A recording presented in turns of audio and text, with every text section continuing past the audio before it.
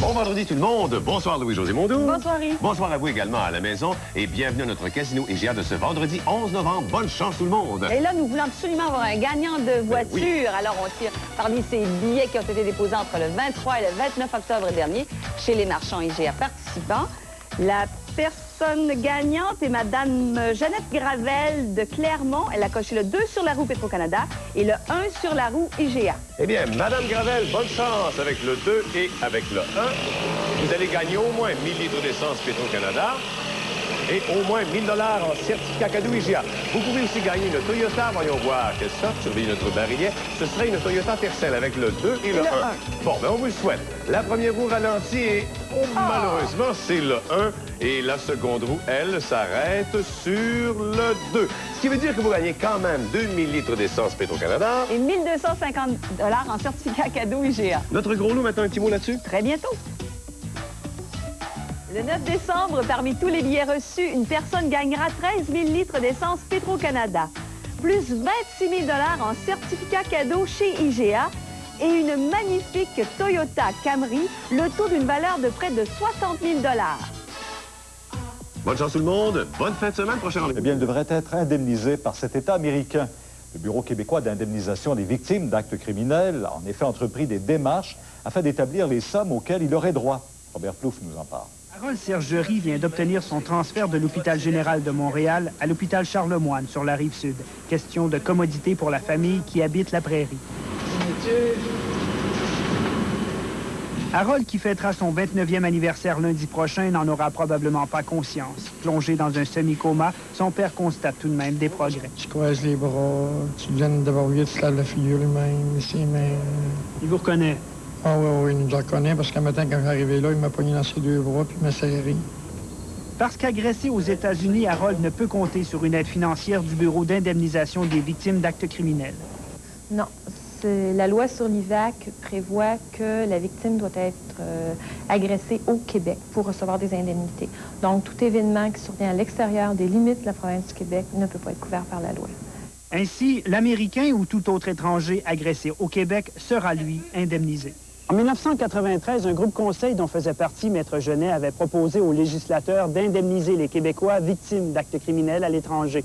Mais le législateur n'a pas retenu cette solution. Pourtant, l'an passé, à peine une quinzaine de ces cas ont été soumis, mais automatiquement rejetés par le Bureau d'indemnisation des victimes d'actes criminels. Mais Maître Genet a pris contact avec la Floride qui dispose d'un programme d'indemnisation qui s'appliquerait aussi aux non-résidents de l'État. On dit que c'est très complexe. J'ai fait venir la documentation. je vais me plonger là-dedans. La moindre somme aidera la famille, car les frais d'hospitalisation d'Harold aux États-Unis ont coûté 161 000 $. Un fonds Harold Sergerie a été créé pour éponger cette dette. Robert Plouffe, TVA, Montréal. Une perquisition dans une résidence de Laval s'est terminée par un mort et un blessé ce matin. Un homme qui a été abattu par les policiers sur qui il venait d'ouvrir le feu. Un policier a eu la vie sauve grâce à son gilet pare-balles. Gaétan Giroir résume les événements. Ça devait être une perquisition comme les policiers en mènent des dizaines chaque année dans leur lutte contre la drogue. À 6h30 ce matin, une équipe SWAT de la Sûreté du Québec entre chez Claude Trempe, soupçonné d'utiliser sa maison comme point de vente de stupéfiants. Un coup qui ont été à l'intérieur, il y a eu des coups de feu qui ont été faits en direction des policiers. Les policiers ont riposté. Un policier du SWAT a été atteint par au moins un projectile tiré par Trempe. Il a reçu au moins un coup de feu et il semblerait que sa veste pare-balles ait absorbé le coup. Âgé de 43 ans, Claude Trempe a été trouvé coupable de trafic de drogue il y a 2 ans. En 90, des policiers de Laval qui menaient une autre perquisition antidrogue dans la même maison avaient eux aussi été accueillis par une décharge d'armes à feu. Bon, ils ont fait une descente comme ça. Ils ont emporté comment est-ce qu'on appelle ça, là, pour mettre l'argent, un coffre-fort. Ils ont sorti un coffre-fort là-dedans. Ça reste de l'argent pour la drogue.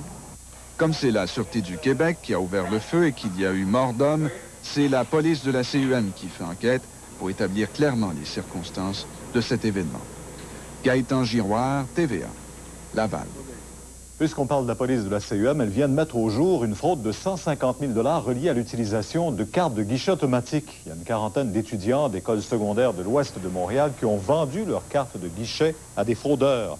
Chaque étudiant a reçu 250 $ pour sa carte et son numéro d'identification personnelle. Les 9 fraudeurs ont ensuite utilisé les cartes pour faire des retraits aux dépens de plusieurs institutions financières de la région de Montréal. Les jeunes vendaient leurs cartes, puis les comptes étaient vides ou à peu près vides.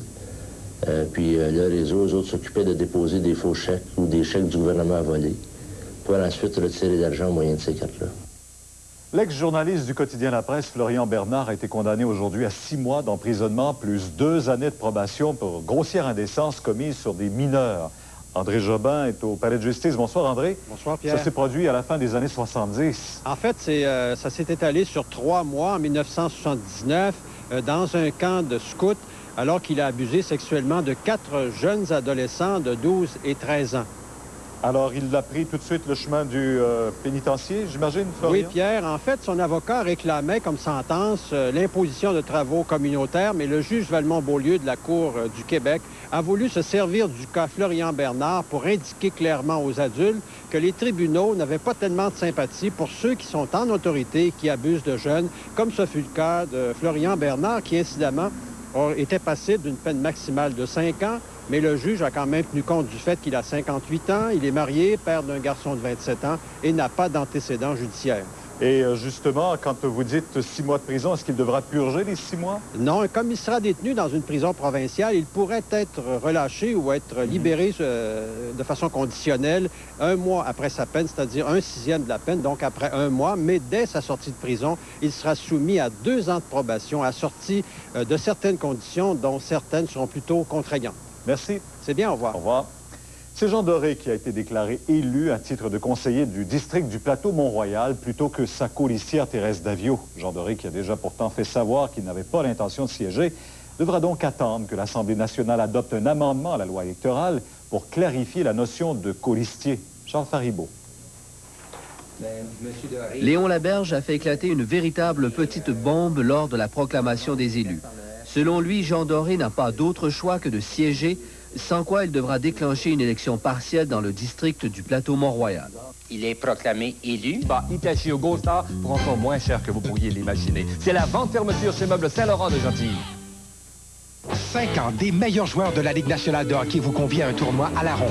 Les profits seront versés aux œuvres de bienfaisance pour enfants Ronald McDonald. Du hockey à son meilleur, défi 4 contre 4. En direct ce samedi 20h30, seulement à TVA. Aucune accusation n'est encore portée contre l'agent Marc Saint-Germain. Le mini-barrage Le Baluchon démarre.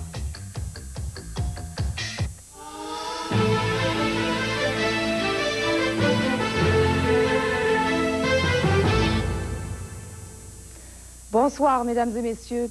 2 semaines après le tragique accident de Trois-Rivières-Ouest, aucune accusation n'est encore portée contre l'agent Marc Saint-Germain. Il faudra attendre encore 1 semaine avant de savoir s'il y en aura. Maintenant, la Couronne a le rapport de l'enquête de la Sûreté du Québec depuis le début de la semaine. Mais elle juge nécessaire d'attendre que la requête de l'agent Saint-Germain soit débattue avant d'agir. De son côté, le ministre de la Sécurité publique, Serge Ménard, approuve tout à fait la prudence du procureur. Les explications de Jean Houle. Le rapport sanguin du policier Saint-Germain saisi par la SQ le lendemain du drame semble être devenu la pierre angulaire de l'affaire, à tel point que la Couronne estime primordial de débattre de la légalité d'utiliser ce rapport médical en preuve avant éventuellement de porter des accusations. Le procureur de la Couronne, Maître Jacques Trudel, dit de cet élément de preuve qu'il n'est pas le seul au dossier. Sa propre couleur. Ça facilitera les explications pour le public. Pour le moment, la turbine tourne à vide. L'électricité qui en sortira dans 2 semaines alimentera Saint-Paulin et Saint-Alexis-des-Monts. La centrale privée sera automatique avec tout de même un minimum de surveillance. Pas besoin pour ça d'avoir fait la baie James.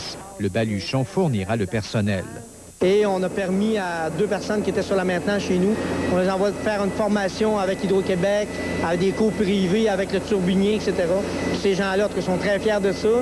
Parmi les mérites de tout le développement du Baluchon figure celui du financement. Sur un total de 16 millions d'investissements jusqu'ici, un seul est venu du gouvernement. Pour le reste, c'est entièrement le secteur privé qui a amené l'eau au moulin.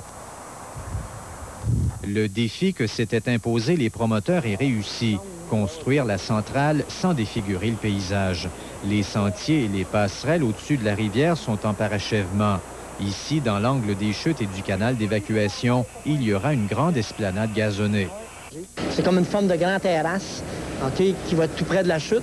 Puis ici, ce qu'on appelle notre grand perron va servir comme abri, puis en même temps là, comme belvédère là, au niveau observation, puis au niveau de certaines activités.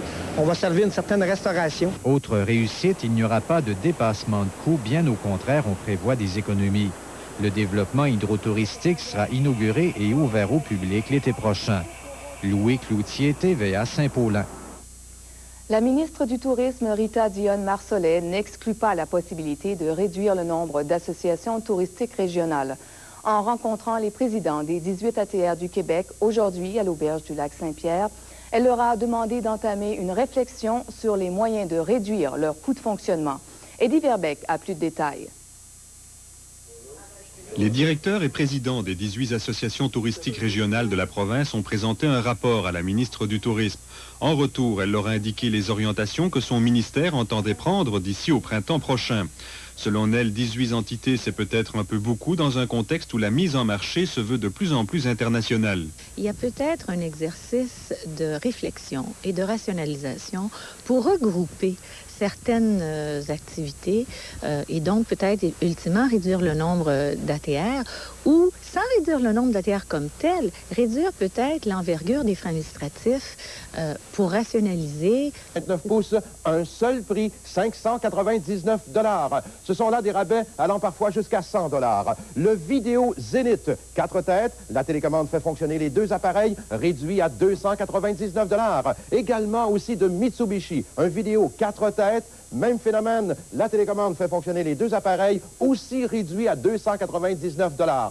Comme toute la marchandise chez Tanguay Électronique, vous ne commencez à payer que dans 1 an. Il n'y a aucun achat minimum. Tanguay Électronique, mesdames, messieurs, le meilleur.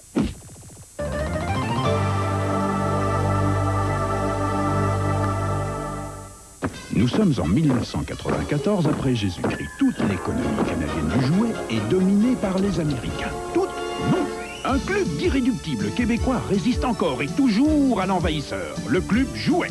Un gros entrepôt de jeux, de jouets et de décorations de Noël. Le plus grand choix, les plus grandes marques, mais surtout, de vrais prix Club en bas du prix du marché. Évitez la foule, venez dès maintenant au Club Jouet. Chez Piscine Trévis sur Royal, face au Walmart du Carrefour Trois-Rivières-Ouest.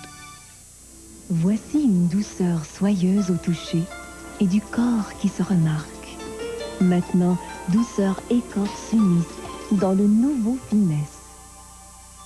Enrichis de 2 hydratants naturels, les shampoings et revitalisants Finesse procurent douceur et corps à vos cheveux. Pour une chevelure visiblement plus belle et plus douce au toucher. Ressentez la différence avec le nouveau Finesse. Sven, c'est pas le temps de rire. Je ne ris pas. J'écoute un roman feuilleton. Je demande à être exclu de la cour. Non. Je le demande parce que c'est écœurant d'entendre de pareilles conneries. L'affaire Misrine, au grand procès ce mardi 20h, à TVA.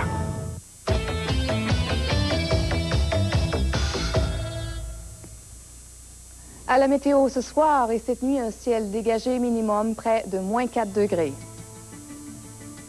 Demain samedi, du soleil avec des passages nuageux en matinée, un ennuagement graduel par la suite, maximum de 6 à 8 degrés. Dimanche, un dégagement en matinée, du soleil par la suite, minimum -1, maximum +8. Voilà qui complète ce bulletin d'information. Passez une très bonne fin de semaine. Au revoir. On peut même en faire. Je suis sûr que Normand pourrait faire une chronique là-dessus. Les oiseaux pour jouer. Comment faire des jouets pour les oiseaux, je fais confiance à Normand pour ça. Okay. Une autre chose aussi qui est facile à faire, c'est de changer souvent la cage d'endroit dans la maison. Pourquoi? Parce que l'oiseau, peut-être, va être dans le salon, puis là, bon, ben, il s'ennuie, c'est tout le temps le même paysage, mais peut-être que le mettre dans une chambre à coucher à un moment donné, ou le mettre dans la cuisine, j'aime pas tellement ça, là, mais disons que de le mettre ailleurs, ben, il va explorer son nouvel environnement pendant un certain temps, puis il ne pensera pas nécessairement à s'arracher des plumes. Ça, c'est un autre truc. Ensuite, offrir une cage plus spacieuse, je ne le dirai jamais assez souvent. Tu sais, des tout petites cages qu'on achète, puis que l'oiseau a de la misère à s'ouvrir les ailes là-dedans, c'est l'enfer. On devrait avoir une grande cage. Idéalement, on devrait laisser l'oiseau se promener dehors le plus souvent possible, mais une grande cage, c'est génial. Couvrir la cage la nuit. Mais ça, les gens le font d'habitude. Oui, mais il y en a beaucoup qui ne le font pas. Ah bon?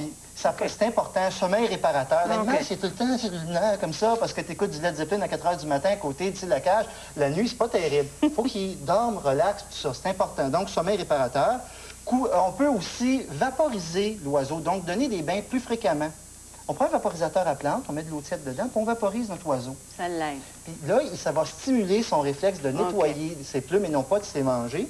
Et puis finalement, de fournir des légumes, des objets à mâchouiller, comme du pain blanc payenne, le bois, là, qui est mou, puis que nos perroquets vont adorer mâchouiller. Fait que donc, en faisant ça, un morceau de brocoli, en faisant ça, ils ne penseront pas nécessairement à s'arracher des plumes.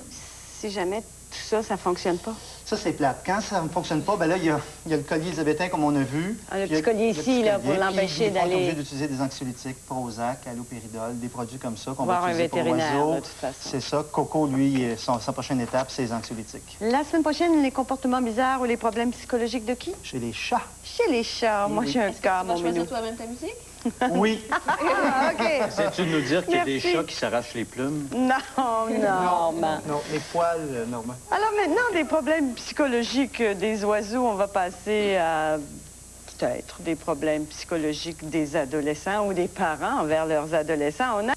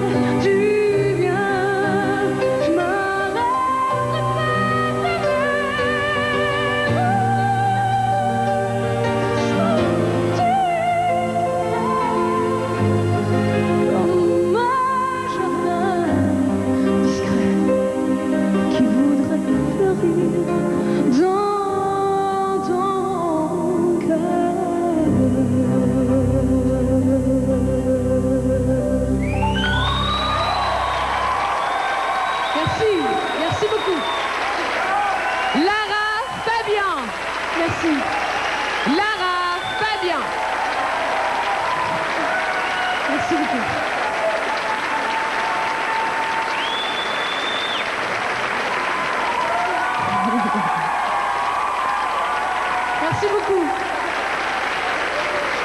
Lara, merci pour ta contribution à ce grand succès que connaît la Radio Rock Détente. Merci. Et pour ça, ben, tu vas repartir d'ici avec ta propre Radio Rock Détente. Vraiment? Oui. Hé, Lara, tu as réussi à faire, et ça, c'est un beau cadeau, je pense, le théâtre du Forum en 93. Oui, absolument. Et qu'est-ce qui s'en vient en 94? En 94, on prépare le nouvel album. Oui. Pour l'instant, on est en période d'écriture et puis on le sortira en septembre. En septembre Et en prochain. passant, je voudrais juste en passant Oui. remercier tous les auditeurs de la Radio Rock Détente parce que c'est grâce à eux si j'ai reçu un disque d'or cette année. Absolument. Merci. Et la radio Rock Détente et tous les gens qui m'épaulent depuis 2 ans. C'est nous qui te remercions, Lara. Merci beaucoup. Bonne année. Merci. Bonne année. Merci infiniment. Merci. Une autre chanteuse qui a reçu sa propre Radio Rock Détente également, elle n'est pas ici ce soir puisqu'elle termine, si vous voulez, le Forum de Montréal puisqu'elle présente le Ice Show. Mais il y a Joanne. J'ai le cœur qui me refait, je tremble, je compte les heures et je me retiens de t'attendre. Ça sert à rien, je connais déjà le chemin entre l'ombre et la lumière. J'ai jamais eu besoin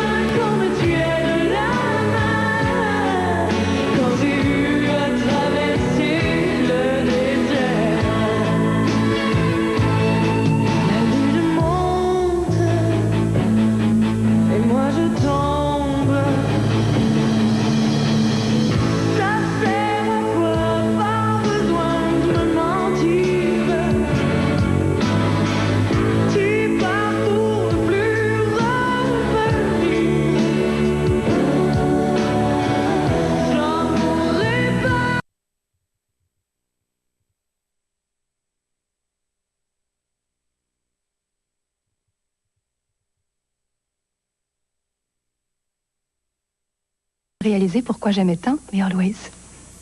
À cause de l'aérosec. C'est un matériel doux, soyeux. C'est fait de petits trous en forme d'entonnoir.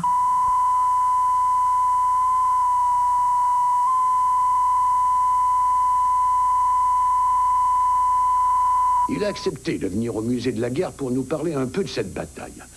C'est pourquoi ce film s'intitule « Souvenir d'un ancien combattant de Vimy ». Quel âge aviez-vous à Vimy? J'avais 17 ans. Ah, c'est vrai, oui.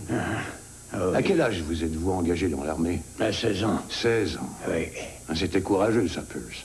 Ça me paraissait normal. Il y a de quoi s'en vanter. Oui, peut-être. C'est renversant. Renversant. Vous étiez au 18e bataillon. Durant toute la guerre. Et il appartenait à la... Seconde division. Et qui était dans votre bataillon, au juste? Eh bien, le 18e il fut organisé à London, en Ontario.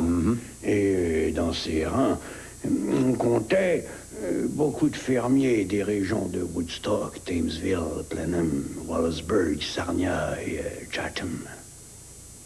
Et mon copain et moi, on était de garde à Windsor cette année-là. Nous n'avions pas l'âge d'être dans l'armée, alors on a servi à Windsor comme garde durant l'hiver. On nous payait notre $1.10 par jour, exactement comme les gars en Europe. Ensuite, j'ai reçu un appel d'un oncle de Chatham qui me disait qu'on formait le 18e bataillon et de m'y enrôler avec eux. Comme j'avais atteint l'âge, j'y suis allé. À Vimy, on se battait avec acharnement. Les obus pleuvaient. Et il y en a un qui est tombé juste sur le chemin de la tranchée où on se trouvait. Nous avions 40 kilos de chargement sur le dos. Et on commençait à avoir chaud. Nous nous tenions au garde à vous depuis quelques secondes. Et quand un tir de mortier, c'est-à-dire un obus haut comme ça, tenait a éclaté sur la voie, et toute la compagnie a explosé, la compagnie au complet. J'ai émergé d'entre 42 morts. Vous avez été touché? J'ai perdu ma... C'est ce que je pensais. C'est ça la place où il devait s'asseoir, ça, hein? Oui, ça c'est le siège, et il y a une manette. Asseyons-nous pour voir. Est-ce que j'y arriverai? J'en sais rien. Allez-y, essayez. C'est dur pour... Deux vieux combattants, hein? Ça devait être terrible, jour après jour, dans les tranchées, de recevoir des obus allemands sur la tête. Cette guerre-là... En fait, c'était du corps à corps, des combats au sol où on progressait peu. Nous avions 40 kilos à transporter constamment. Il fallait dormir sur la dure, sauf quand nous trouvions un logement dans une bicoque ou quelque endroit abandonné. Le 18e bataillon, selon vous, a essuyé combien de pertes à Vimy durant le raid de cette journée-là? Bien, je dirais... peut-être bien 600 hommes. 600? 600 morts. 600 sur 1 millier, ça? Sur 1 millier, c'est ça. Ce sont des souvenirs cruels. Des souvenirs très cruels. Je sens que vous ne tenez vraiment pas à parler de l'aspect tragique de cette bataille. J'ai raison? Oui, c'est vrai. Très bien, alors. Oui. Allons-y. Bien. Alors, Perce, nous voici là où se trouve ce que je considère être le véritable clou de ce musée. C'est remarquable. Des vétérans de la Première Guerre mondiale disent que, je ne sais si vous êtes d'accord, mais ils m'ont dit que c'est une reproduction des plus fidèles d'un poste de mitrailleuse comme à Vimy. Oui, c'est tout à fait ça. C'est vraiment réussi. Et, comme vous le savez, chaque bataillon avait ses mitrailleuses. Et elles constituaient l'élément le plus important dans un bataillon. Et ce qu'on voit ici, c'est un lance-grenade, si je ne m'abuse. C'est exact. Oui. Un lance-grenade... actionné par une détente pour le tir. Pour le charger, un soldat posait la creuse par terre, il plaçait la grenade à l'autre extrémité, et il n'avait plus qu'à appuyer sur la détente pour faire la grenade partir le projectile. Mais je me souviens plus très bien quelle distance la grenade pouvait parcourir. Est-ce que vous vous souvenez d'avoir entendu des éclatements de mines durant la bataille de Vimy? Oui, il y en avait. Vous entendiez exploser des mines? Continuellement. Ah oui? Mais on espérait tous pouvoir les éviter. On s'en éloignait le plus rapidement possible. Personne n'aimait ça. Il aurait fallu être fou autrement. Quand une mine explosait, on s'estimait heureux de s'en sortir, même s'il fallait y laisser une jambe.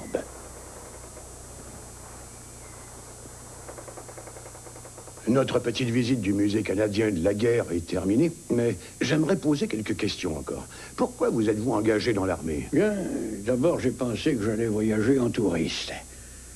Mais on a vite déchanté. Et pour dire vrai, j'ai pensé que c'était mon devoir d'aller à la guerre. Quel était l'état du moral des troupes canadiennes dans les heures qui ont précédé la bataille de Vimy? Oh, je crois que le moral était plutôt bon. Et nous étions fiers à l'idée d'avoir 4 divisions et d'avoir tenu, et bien tenu, pendant toute la guerre. Les 4 divisions. C'était la première fois que les Canadiens se battaient en tant que corps d'armée. C'est vrai. Et c'était Oui. une satisfaction pour vous. Oui. Cette bataille du 9 avril 1917, selon l'histoire, marque le jour de l'émergence du Canada comme véritable nation. C'est vrai. C'est le sentiment alors que vous ressentiez? C'est-à-dire qu'on était tous extrêmement heureux que la France ait donné au Canada de façon permanente ces 250 hectares de terre désormais consacrés où on a érigé un monument. Alors, cette question du Canada qui s'affirmait comme nation n'a donc pas été évidente tout de suite aux yeux de ceux qui ont pris part à la bataille de Vimy? Non. Mais Non. cela vous est apparu plus tard. Et c'est intéressant que vous fassiez remonter ce moment-là à un événement en particulier, soit l'érection du monument de Vimy en 1936. C'est alors que ça vous a frappé, sans doute. C'est vrai. Je me dois de mentionner, Peirce, que nous sommes amis depuis longtemps. Quoique, je ne révélerai pas quels sont nos âges. Mais je tiens à vous dire toute ma gratitude. Il n'y a pas de quoi, vraiment. Car je n'aurais pu trouver meilleur vétéran avec qui visiter ce beau musée. Et, C'est gentil et aussi. apparaître dans ce film qui commémore la victoire des soldats canadiens à la crête de Vimy. Merci. Ça me fait plaisir, Cliff, d'avoir pu venir. Les Canadiens ont été impressionnants de courage à la crête de Vimy. En fait, il n'y a pas eu d'autres occasions dans aucune guerre où 4 croix de Victoria furent décernées pour un combat qui ne dura qu'un jour à peine. La croix de Victoria est unique parmi les distinctions qui récompensent la bravoure. Elle n'a pas d'équivalent dans aucun autre pays. Instituée en 1856 en Grande-Bretagne par décret royal, on la décerne pour courage remarquable en présence de l'ennemi.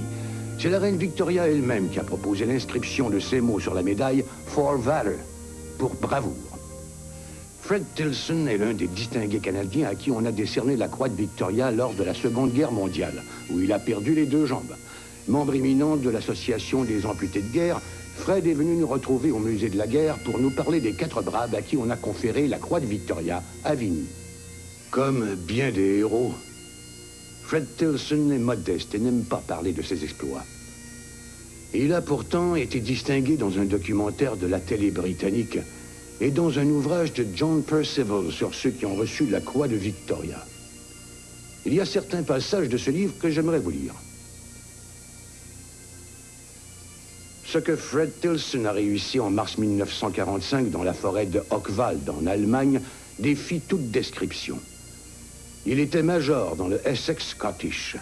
Il a commencé sa journée en conduisant sa compagnie à l'attaque, en passant par une clairière où il a perdu un œil à la suite de blessures à la tête. Sans tenir compte de ces blessures, il a ensuite mené la charge contre la seconde ligne de défense que l'ennemi opposait. Il a été blessé à la hanche cette fois. Délogés de leur position et devenus fanatiques, les Allemands ont commencé à contre-attaquer. Le major Tilson a tenu bon coûte que coûte. Il a fait 6 allers-retours pour ramener des munitions, des grenades et une radio.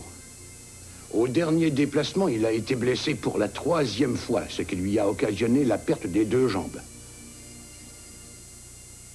Eh bien, Fred, dans ce musée de la guerre, j'ai vu que vous regardiez la section consacrée aux médailles. Si vous nous parliez des circonstances qui vous ont valu votre croix de Victoria. Cliff, vous savez très bien que tout est décrit dans la citation. Je me demande alors si vous nous parleriez des 4 croix de Victoria qui ont été décernées à Vimy. Oui, Cliff, c'est exact. 4 hommes l'ont mérité. Tous des Canadiens. Tout d'abord, Il y a eu ce jeune homme du nom de Milne. Il était simple soldat dans le 16e bataillon des forces armées canadiennes. Il a réduit au silence 2 postes de mitrailleuses, ce qui a permis aux hommes de son unité de continuer leur avance. Il s'est fait tuer sur le terrain avant que le combat ne soit terminé. Et puis en voici un qui s'appelait Sifton. Il appartenait au 18e bataillon où il était sergent. Il s'est emparé d'un poste de mitrailleuse allemand. Et dans un combat très inégal, compte tenu de l'opposition rencontrée, il s'est battu avec son seul fusil et sa baïonnette. Puis, une fois qu'il a réussi à occuper sa position, l'ennemi lui a tiré dessus. Il est tombé au champ d'honneur. En voici un autre, dénommé Pattison. À Vimy, il s'est battu à coups de grenade. Et il en faut des grenades au combat, vous pouvez me croire. Avec son lance-grenade, il a maîtrisé une position fortifiée que l'ennemi occupait sur la crête. Il a survécu à son exploit et il a continué à se battre. Malheureusement, il fut tué 2 mois plus tard. En voici un autre, appelé McDowell, un Québécois de naissance. Il était capitaine de son unité dans le 38e bataillon. Il s'est emparé d'une tranchée et à lui seul, il a fait 77 Allemands prisonniers. Voilà qui sont les 4 hommes qui ont mérité la croix de Victoria. Fred, dans ce film, on a insisté un peu sur le sens particulier de la bataille de la crête de Vimy. Quelle est votre idée à ce sujet? Bien, je crois que cette attaque sur la crête de Vimy est loin d'être appréciée pour ce qu'elle représente réellement. C'est une victoire de l'armée canadienne à 100%. Voilà. Très bien, merci beaucoup, Fred. Cœur et Bleuet, le concours le plus amusant de la région. À chaque jour, le nom d'une région du cœur du Québec est tiré au sort à l'émission Au cœur du jour. José Boudreau tourne la roue pour la première personne de cette région à nous rejoindre par téléphone. Sur cette roue, jusqu'à 250 $ en bon d'achat. À la fin du concours, 3 grands prix. Une salle de bain de rêve signée plomberie René Carle, un mobilier de salle à manger de Lynn Burner Design et une table de billard équipée installation comprise de piscine et billard Les Forges. Pour en savoir plus, regardez Au cœur du jour à CKTM Télévision. Au promenade Sorel, l'effet magique qui vous sourit. Au village de Joyeux Noël, c'est Noël à l'année. Bougeotte, Parlotte et Poltron s'amusent à travailler pour tout préparer. Alors venez les rencontrer et entendre leurs nombreuses aventures. C'est samedi, le 12 novembre à 10h30, l'arrivée du Père Noël. Pour une avant des nuits, 85 boutiques et services. Le Centre des Arts de Shawinigan présente les Fous du Rock'n'Roll. Dans un décor des années 50, redécouvrez les chansons qui ont marqué l'Amérique et le Québec.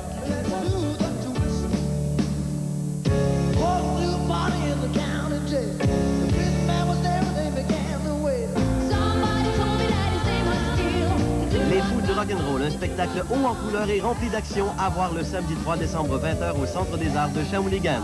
Une invitation de Multimeubles Paquin, 6e avenue Grand-Mère.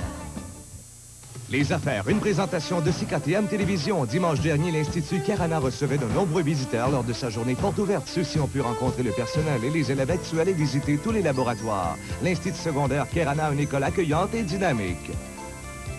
Dans le cadre de son 20e anniversaire, le club de golf Les Vieilles Forges a procédé lundi dernier au tirage d'une Ford Aspire 94, une collaboration de Bois-Clair Ford et CKTM Télévision. Une super voiture qui a été remportée par M. Jean Lucier de Trois-Rivières-Ouest.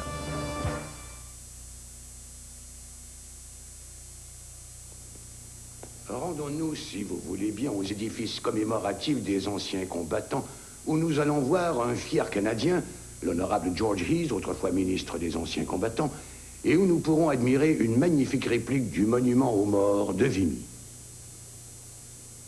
Le véritable monument de Vimy s'élève au sommet de la crête elle-même. Ces 2 flèches dominent la plaine de Douai, à environ 8 km au nord-est de la ville d'Arras.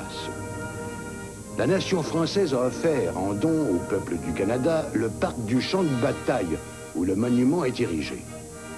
Son dévoilement par le roi Édouard VIII eut lieu le 26 juillet 1936. Chaque année, un groupe de vétérans canadiens, habituellement dirigé par le ministre des Anciens Combattants, se rend au monument Vimy pour honorer ces hommes du corps d'armée canadien qui, malgré une énorme inégalité de force, se sont emparés de cette forteresse. Sans doute vous rappelez-vous que j'étais présent quand vous avez reçu cette magnifique réplique, une œuvre de l'adjudant-maître Laplante du Royal 22e Régiment, lors d'une émouvante cérémonie. Veuillez nous raconter un peu les circonstances de l'événement. Ça a été un événement très saisissant, je dois dire, pour moi, parce que je contemplais l'original avec beaucoup d'admiration, car je crois que c'est le plus beau monument que j'ai vu dans le monde. Quand, tout à fait soudainement, on a procédé au dévoilement de cette réplique. Et je me suis tout de suite dit en moi-même que je voyais là quelque chose d'aussi beau que le vrai monument. Je ne crois pas avoir déjà vu une meilleure réplique de monument. J'aimerais bien aussi que vous nous parliez un peu du sens spécial que cette victoire a revêtu pour les Canadiens. Très bien, Cliff. Je crois que cette bataille, à un premier titre, a eu une grande importance parce que on a bien raison de prétendre que c'est à partir de ce jour-là que le Canada s'est affirmé. C'est le premier combat où le Canada s'est battu en tant qu'armée. Et cela a marqué un tournant dans la guerre, parce que tant et aussi longtemps que les Allemands tenaient Vimy, ils pouvaient disposer de très importants moyens et autres productions militaires situées dans cette partie-là de la France et étaient inattaquables. Alors, il était capital de les déloger si les Alliés voulaient les vaincre. C'est le Canada, avec son armée, qui a finalement réussi. Je vous en prie, Georges. Expliquez-nous comment interpréter l'hommage que le monument de Vimy rend à notre pays et à ses victimes de la guerre. Il y a des personnages sur ce monument aux morts canadiens et sur sa réplique également, bien sûr. Et ces personnages douloureux nous font comprendre la terrible agonie des mères et des épouses de ceux qui sont tombés au champ d'honneur durant la bataille de Vimy et l'immense chagrin qu'elles ont éprouvé. Quand on regarde cette majestueuse œuvre architecturale érigée au sommet de la crête avec ses flèches qui s'élancent vers le ciel, il ne faut pas y voir l'expression de triomphe ou la glorification d'une victoire, rien de tout cela. Il s'agit d'un remerciement que les humains adressent à Dieu pour avoir permis au Canada de remporter une victoire aussi éclatante que capitale dans une terrible, terrible guerre. Ce film s'intitule « Souvenir d'un ancien combattant de Vimy ». Et l'ancien combattant qui nous fait part de ses souvenirs s'appelle Perce Lamont. C'est un amputé de guerre et oui, il s'est battu dans le 18e bataillon. Je serais très heureux de vous le présenter. Ah, rien ne me ferait plus grand plaisir. J'ai toujours eu beaucoup d'admiration pour tous les combattants de la Première Guerre mondiale, surtout ceux de Vimy. Je suis enchanté, et honoré de faire votre connaissance. Vraiment, c'est un plaisir. Perce, j'ai cru saisir que vous étiez là, sur place, quand ils ont dévoilé ce magnifique monument en 1936. Il y avait une foule de 50 000 personnes à cette cérémonie extraordinaire. C'est énorme. Et moi, j'étais placé sur les marches ici, quand tout à coup, le roi Édouard VIII est arrivé en hélicoptère. Et il s'est mis à descendre ces marches-là. Et il s'est dirigé vers le coin ici où on nous avait groupés, nous, les amputés de guerre. Comme vous le savez, sur le monument lui-même, il y a les noms de quelques 10 000 victimes qui ont été gravées. Eh bien, ce fut un plaisir de vous rencontrer. Vous êtes tous de grands héros quant à moi.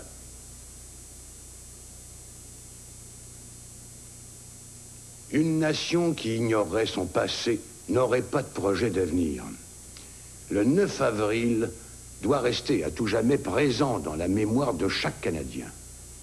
Les soldats qui ont combattu lors de la guerre de 14-18 ont voulu vaincre la tyrannie et l'oppression.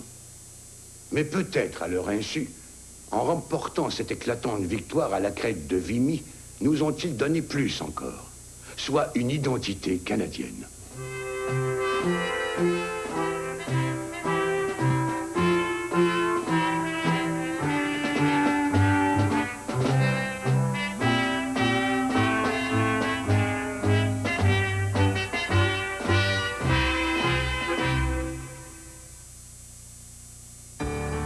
Ici la Société Radio-Canada. CKTM, la télé de ma région.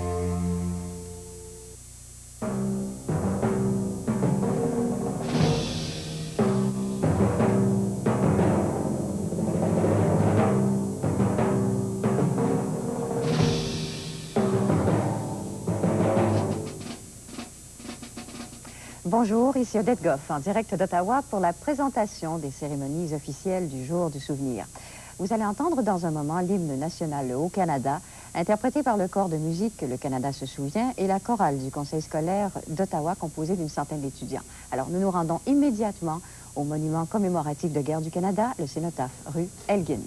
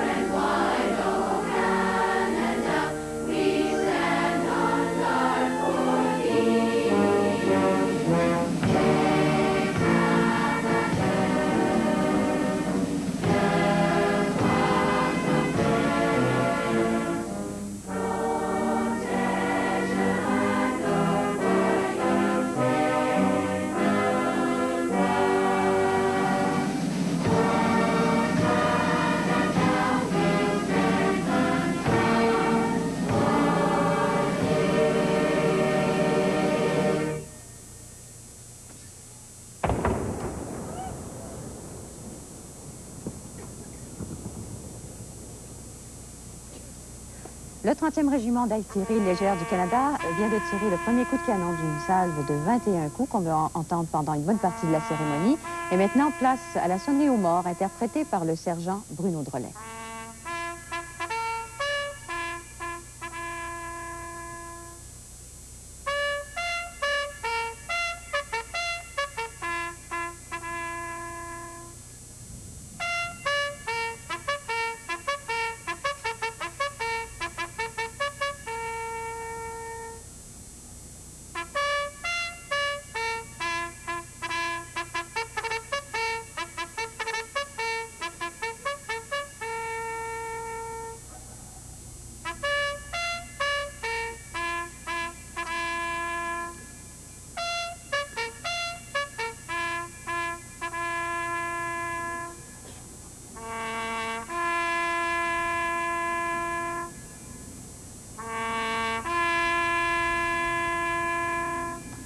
Après cette sonnerie aux morts, la minute de silence traditionnelle.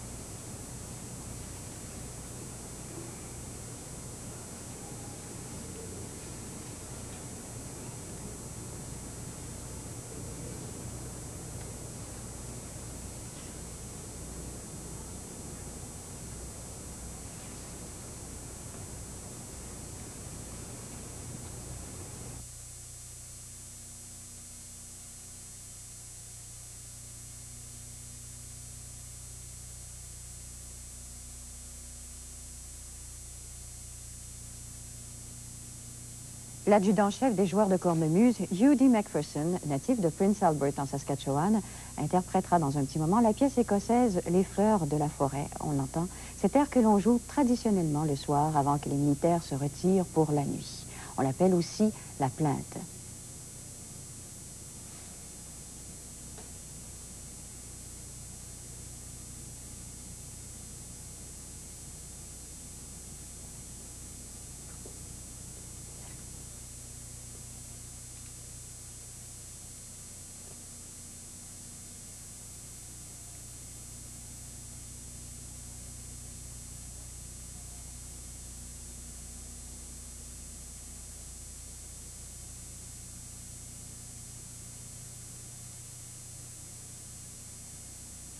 Nous sommes désolés, nous éprouvons en ce moment quelques difficultés. Je vous présente à nouveau donc M. McPherson, Hugh D. McPherson, natif de Prince Albert en Saskatchewan. Ah, enfin, on l'écoute.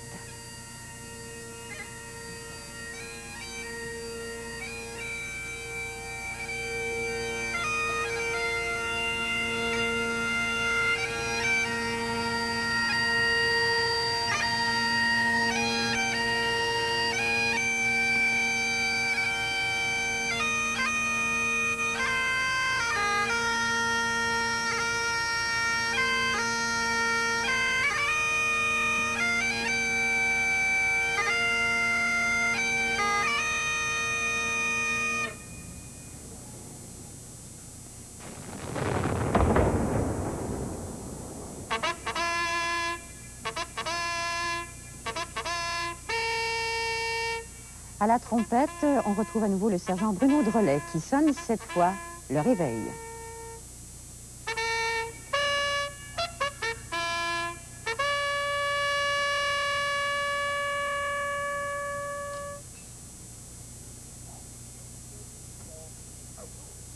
Magnifique journée sur Ottawa, pas de temps gris sur la ville aujourd'hui pour ce jour du souvenir.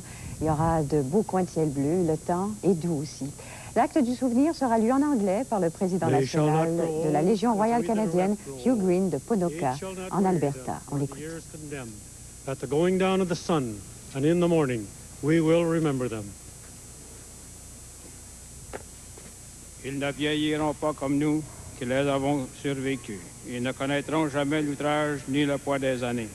Quand viendra l'heure du crépuscule et celle de l'aurore, nous nous souviendrons d'eux. Pour sa part, M. Eugène Paquette, ancien combattant, nous a fait la lecture en français de l'acte du souvenir. Autre moment de recueillement, les prières pour la paix lues par les aumôniers militaires. Nous entendrons d'abord le brigadier général David Esty, aumônier protestant, à la lecture en anglais. Let us pray. Lord God, we remember before you with gratitude all those men and women of the armed forces and merchant navy who struggled on land and sea and in the air, that justice and freedom might prevail against tyranny. We commemorate especially those who did not return from the war or who remained in mind or body. We remember them and praise you for your goodness. Lord God, we remember before you with gratitude all those who remained at home, bearing the pains of separation and anxiety for their loved ones. We remember those who walked the life at home and bore the trauma of war with courage, hope, and good humor. We remember them and praise you for their goodness. Lord God, we remember before you with gratitude those who labored on the land and in the factory, in public service and private industry. We remember them and praise you for your goodness. Lord God, we remember before you with gratitude those who cared for the well-being of men and women at war. We remember the skill, the compassion, the endurance and courage of doctors and chaplains, nurses, and all those who work to relieve human suffering, often at great cost to themselves. As we stand before our national memorial, we remember the spirit of service and sacrifice of everyone who bore the burden of the time. Finally, let us dedicate ourselves once more to stand together as our forebears did for justice, peace, and freedom, that their sacrifice may continue to burn as a beacon of hope throughout the world. All these prayers we ask through Christ our Lord. Amen. Au tour maintenant du brigadier général Roger Bazin, aumônier catholique. Nous nous arrêtons pour réfléchir sur une page de notre histoire où nous retrouvons héroïsme et courage, tristesse et douleur, vaillance et loyauté.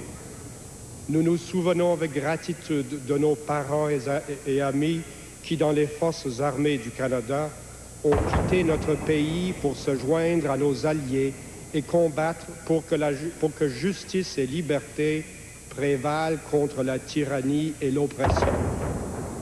Nous nous commémorons principalement ceux qui ne sont pas revenus de la guerre ou qui, encore aujourd'hui, souffrent des blessures subies au combat. Nous nous souvenons aussi avec gratitude de ceux et celles qui sont restés ici, contribuant à la paix par leur dévouement et leur travail, malgré l'anxiété et l'inquiétude. Let us pray. Lord God, we remember before you with gratitude the heroic lives of those who set out from our shores and fought so that justice and freedom might prevail against oppression. We stand with thanksgiving in our hearts for the victory over tyranny achieved under the hand of God. We honor the human courage and self-sacrifice which made that achievement possible. We also remember the many thousands of men and women who lost their lives in defense of human freedom. And we honor the memory of many who were relatives and friends and paid the final sacrifice in order that we should be free. We acknowledge the injustice, violence, and cruelty of our human race, which still disfigures our world. We ask for forgiveness and healing. We dedicate ourselves once more to stand together for justice, peace, and freedom, that the sacrifice of our forebears may continue to burn as a beacon of hope throughout the world. We make our prayer through Jesus Christ our Lord. Amen. Moment touchant, troublant, on pouvait voir encore la douleur sur ces visages. La chorale des étudiants du Conseil scolaire d'Ottawa, accompagnée par le corps de musique Le Canada se souvient, va interpréter le chant Sur les plaines des Flandres, œuvre du compositeur britannique D.H. Hewlett. Et pendant ce temps, ce sera la traditionnelle offrande de couronnes de fleurs qui seront déposées au pied du monument. Puis, les membres du corps de musique Le Canada se souvient interpréteront d'autres pièces musicales afin de rendre hommage aux braves combattants qui nous ont quittés.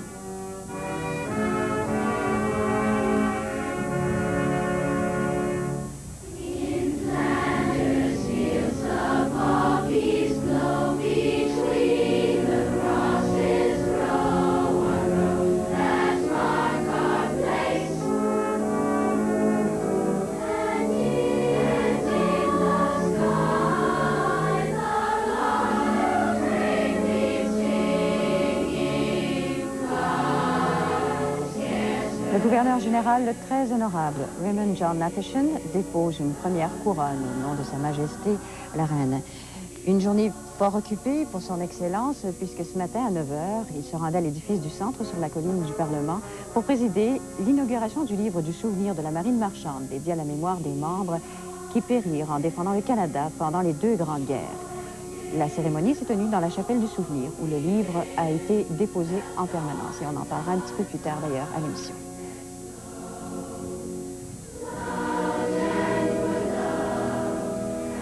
Madame Wilhelmina Barr, 102 ans, de Yorkton, en Saskatchewan, a été choisie cette année par la Légion royale canadienne à titre de représentante des mères canadiennes.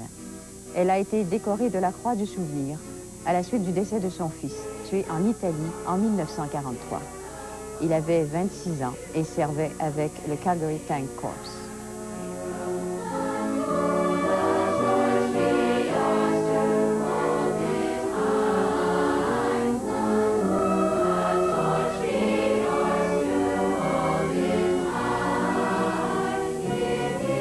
Madame Barr, je vous le rappelle, représente toutes les mères canadiennes.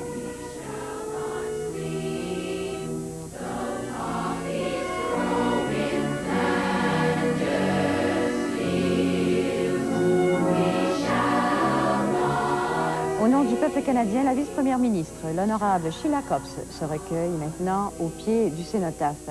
Elle remplace le premier ministre Jean Chrétien, qui effectue un voyage en Chine.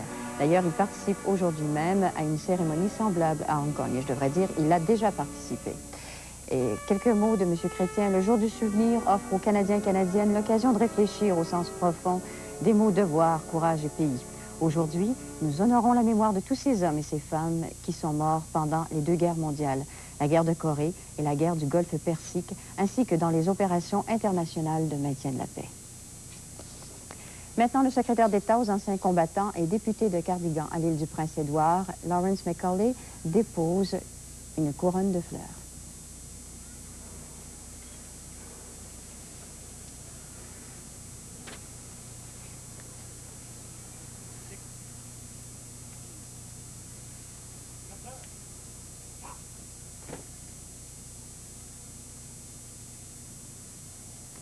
Le chef de l'état-major de la Défense, le général John de Chastelain, offre une couronne au nom des forces canadiennes. Âgé de 57 ans, le général de Chastelain est natif de Bucarest, de parents britanniques, en Roumanie. Il a été nommé commandant des forces armées canadiennes en septembre 1989.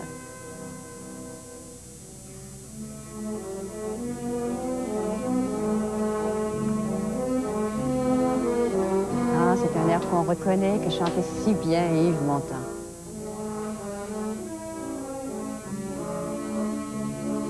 Picardie, Picardie.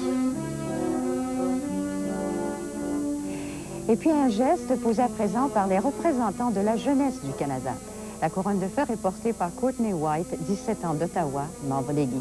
Elle est accompagnée par les lauréats des concours littéraires et d'affiches organisés au niveau national par la Légion royale du Canada. Janelle Kelly, 18 ans, d'Indian Head en Saskatchewan. Paul Hogarth, 17 ans, de Mount Pearl à Terre-Neuve. Catherine Pitulko, 17 ans, de Windsor, en Ontario, et Brian Ward, 17 ans, d'Abernethy, en Saskatchewan.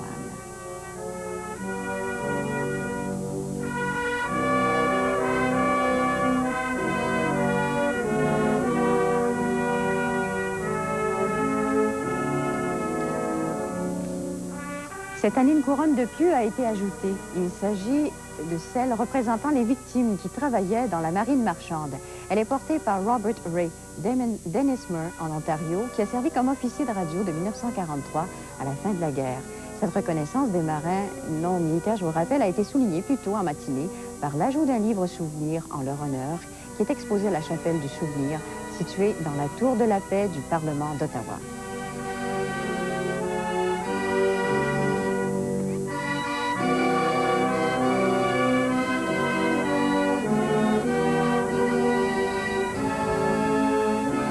De cette cérémonie, le président de la Légion royale canadienne, Hugh Green. La Légion royale canadienne compte 562 000 membres à travers le Canada, répartis dans 1750 filiales. Elle offre des bourses d'études aux jeunes et elle est également responsable d'un programme de logement pour personnes âgées.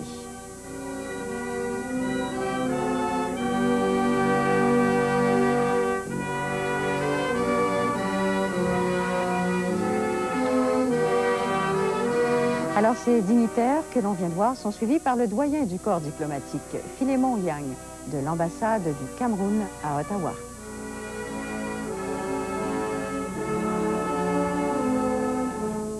Au cours des prochaines minutes, ce sera au tour des représentants des différents corps diplomatiques et de groupes d'anciens combattants de défiler devant le cénotaphe national et d'y déposer les couronnes.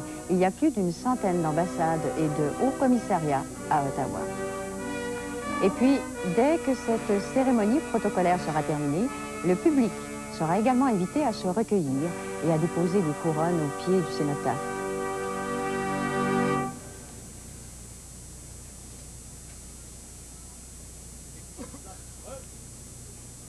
Et en plus de l'équipe de garde des drapeaux de la Légion royale canadienne et des nombreux anciens combattants de la région de la capitale fédérale prennent part à la cérémonie de ce matin les anciens combattants de la Première Grande Guerre mondiale de 1914-1918, de celle de 39-45. On y remarque aussi la présence de représentants autochtones de la guerre de Corée et de militaires ayant participé à des missions de casque bleu de l'ONU.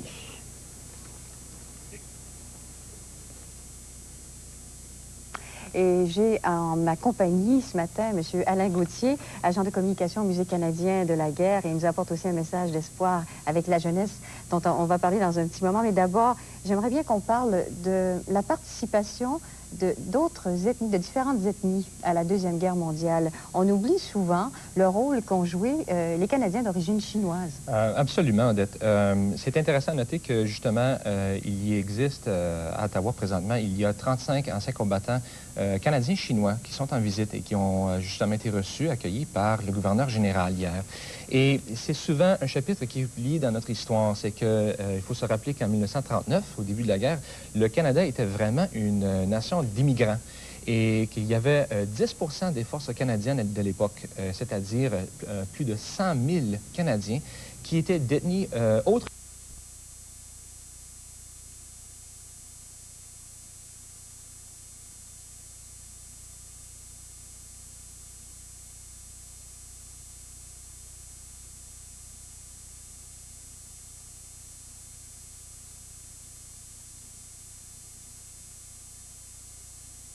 Dessert à base de doigts de dame, hein? C'est facile à faire, toum, toum, toum, toum. Oui,